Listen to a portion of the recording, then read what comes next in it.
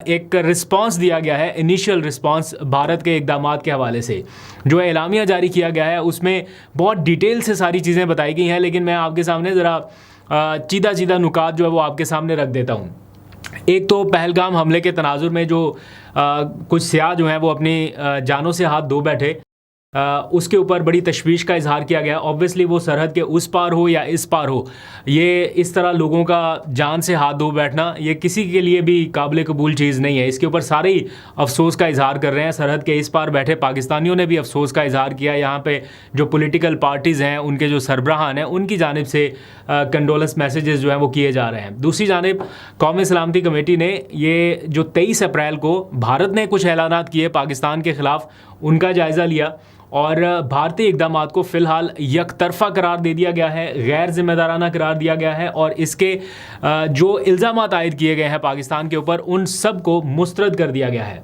फिर आबी जारहियत का मामला पाकिस्तान के लिए बहुत अहम है और उसके कॉन्सिक्वेंसेस भी बहुत अहम है, तो इसलिए उसके ऊपर ज़्यादा फोकस रहा और सख्त रद्दमल देने का फ़ैसला हुआ।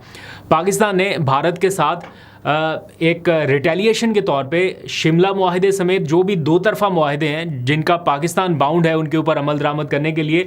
ये शिमला मुआहिदा है क्या, इसकी तफसील मैं नेक्स्ट व्लॉग में आपको बताऊंगा। लेकिन पाकिस्तान अगर उसके ऊपर अमल दरामद नहीं करता और मुअत्तल कर देता है तो क्या होगा, इस बारे में गौर किया गया आज के इजलास में। अभी मुअत्तल नहीं किया गया लेकिन उसके ऊपर गौर किया गया और अगर ज़रूरत पड़े तो उसके ऊपर अमल दरामद भी हो सकता है। लेकिन जिसके ऊपर अमल दरामद हुआ फौरी तौर पर, वो क्या है, वाघा बॉर्डर। जारी बात है इंडिया ने भी बंद कर दिया तो पाकिस्तान के पास भी अब कोई और ऑप्शन नहीं बचा कि वो भी करें। तो पाकिस्तान ने भी वाघा बॉर्डर बंद कर दिया, खुला रखने का तो कोई फ़ायदा नहीं, तो वो भी फौरी तौर पे बंद कर दिया। तमाम भारतीय ट्रांजिट जो है वो मुअत्तल कर दी गई है, कोई तिजारत इस टाइम नहीं होगी। साग के जितना वीज़ास थे वो सारे मनसूख कर दिए गए हैं। जो साग स्कीम के तहत वीज़ा कुछ मिलते हैं भारतीय शहरियों को, जैसे उन्होंने किया एग्जैक्टली उसी तरह हमने भी वो सारे वीज़ाज रिवोक कर दिए हैं, सिवाय उन सिख यात्रियों के जिनको पाकिस्तान ने वीज़ा जारी किया।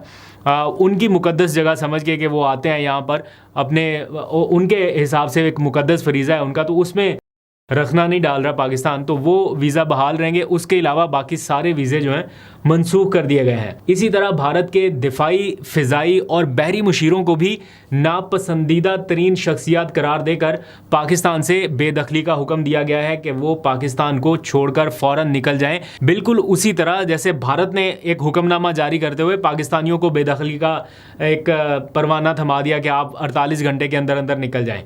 फिर यहीं पर बस नहीं हुई, पाकिस्तान ने भारतीय हाई कमीशन के साथ भी अपने मामलात को डाउनग्रेड कर दिया है और उनका जो अमला है वो, उसकी तादाद एग्जैक्ट मुझे नहीं पता, लेकिन उसको 30 लोगों तक महदूद करने का फ़ैसला किया गया है। मुकम्मल नहीं लेकिन डाउनग्रेड उसको कर दिया गया है।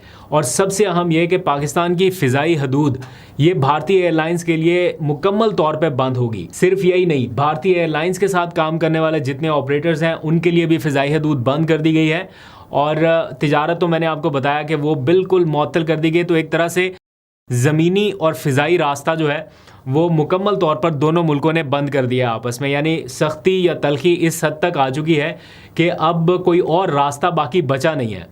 तो पाकिस्तान ने तो बड़ा क्लियर किया है कि पहलगाम वाक़े को सियासी मकसद के लिए इस्तेमाल करने की जो कोशिश हो रही है इसमें कामयाबी नहीं होगी। और पाकिस्तान ने आज के इजलास में ख़ास तौर पर एक बार फिर कुलभूषण यादव का जिक्र किया कि वो किस तरह से भारत की रियासती सरपरस्ती में पाकिस्तान में दरअंदाजी की कोशिश कर रहे थे और उनको किस तरह से पकड़ा गया, वो एक जिंदा सबूत मौजूद है। इस सारी सूरत हाल में पाकिस्तान तहरीक इंसाफ कहाँ पर खड़ी है, बहुत सारे लोग ये सवाल पूछ रहे हैं और कुछ लोग तो जानबूझ के जैसे ना चाबी भरना या शरारत करना वो वाला काम भी कर रहे हैं कि देखें पाकिस्तान तहरीक इंसाफ की जानिब से कोई बयान नहीं आ रहा।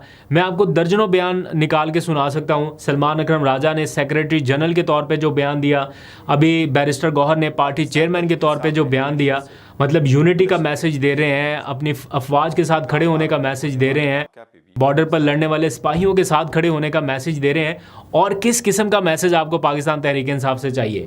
तो बहुत सारे लोग जो हैं वो आके सोशल मीडिया के ऊपर हल्का फुल्का, वो देखें जी फलां किसी शख्स की डीपी लगी हुई थी पाकिस्तान तहरीक इंसाफ के झंडे वाली और उसने ये ट्वीट कर दिया, उसके ऊपर पूरा नैरेटिव, पूरा बयानिया। और खुदा के बंदो, हर बार हर मौके पे हर टाइम एक ही चीज़ लेके बैठ जाना कि ताने बाने पीटीआई से मिलने लगे हो। खुदा के बंदो, अभी ताने बाने जिधर मिल रहे हैं अपना किबला दुरुस्त रखें, अपना निशाना सीधा रखें, उधर सरहद पार लोगों के ऊपर बात करें।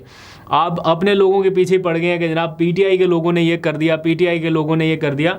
हर बंदा पीटीआई का ऑफिशियल स्पोक्स पर्सन नहीं है, हर बंदे की इंडिविजुअल राय है। और पीटीआई का अगर आपको ऑफिशियल मौक़िफ़ जानना है, मैं यहाँ पे आपको दिखा भी दूंगा। ये बैरिस्टर गौहर हैं, सलमान इकरम राजा, ये सारे अपना ऑफिशियल मौक़िफ़ दे रहे हैं इस टाइम, और बड़ा क्लियर मौक़िफ़ है, उसमें किसी किस्म का कोई अभाम नहीं है। इंशाअल्लाह ताला भारत कभी भी अपने मज़मूम मज़ाहिम में कामयाब नहीं होगा। पाकिस्तान अपने दिफा का हक़ रखता है, पाकिस्तान अपने दिफा का सलाहियत भी रखता है। पाकिस्तान तहरीक इंसाफ अपनी कौम और पाक अफवाज के साथ शाना बशाना खड़ी है। मुत्तहिद होके एक आवाज़ के साथ पाकिस्तान का इंशाअल्लाह ताला दिफा करेंगे। अभी ज़रूरत इस बात की है कि सारे इकट्ठे हों, एक मौके पे एक झंडे तले सारे इकट्ठे हों। ट्विटर को भी अनबैन करें ताकि पाकिस्तानी कौम जो है वो भी अपनी जो फ्रस्ट्रेशन थोड़ी बहुत है उधर निकालनी है निकालें, उधर के लोगों को जवाब दे सके, बयानिया तगड़ा कर सके।